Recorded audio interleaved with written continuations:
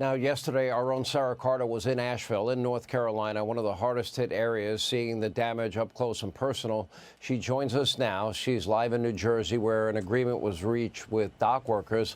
Let's go back to Asheville, and I know you're going back to North Carolina tomorrow. You saw some of the hardest hit areas. You also talked to a lot of people on the ground that have lost everything. And the one theme that I'm hearing from my radio audience is that there's not a single FEMA emergency management person, not one, that they have seen up to this point. Did you see any, or anybody that you had a chance to talk to, did they tell you they saw anybody?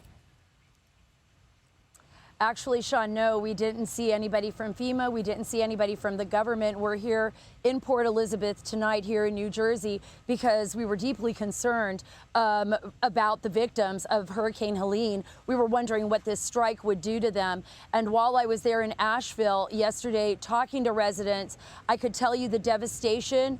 There is nothing quite like seeing it in person. I mean, pictures on television don't even do it justice. We saw homes that were completely covered in mud. We saw people's livelihoods just washed away, businesses that were underwater, that were under mud, that the products inside their businesses, they're no longer existent. There were people up in the mountains in the surrounding areas outside of Asheville, Sean, that couldn't even communicate with people below. The last time some family members heard from any of their family up in the mountains was over 5 days ago. Some people are saying that it was so bad that people that they did communicate with early on said they could actually smell the corpses underneath the mudslides because people are still missing and bodies still need to be recovered. We saw that Congressman Corey Mills, incredible work trying to fly food and medicine into people that were out of reach because the government is not there for them. I had people crying in my arms because they felt that the government had abandoned them, that Kamala Harris, the vice president, that President Biden had abandoned them. They feel alone. They don't know what they're going to do. There were people that I interviewed. Samaritan's Purse was, in fact, the only group other than other citizens in the area that were actually helping victims.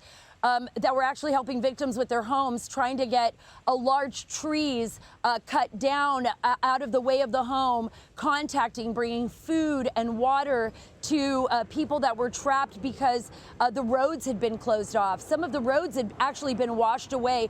In fact, our team got trapped in mud for a short period while we were reporting there, and it was incredible. Somebody came out of their home down the hill. They had been up there for the last 5 days without electricity, without any water, with just what people have been able to bring up to them, and they helped us get out of the mud. Sean, I got to tell you, I've never, ever seen anything like this. And I think what was more gut-wrenching is the fact that these Americans are not getting the help that they need from the government, and they're asking for that help, and they're not receiving it.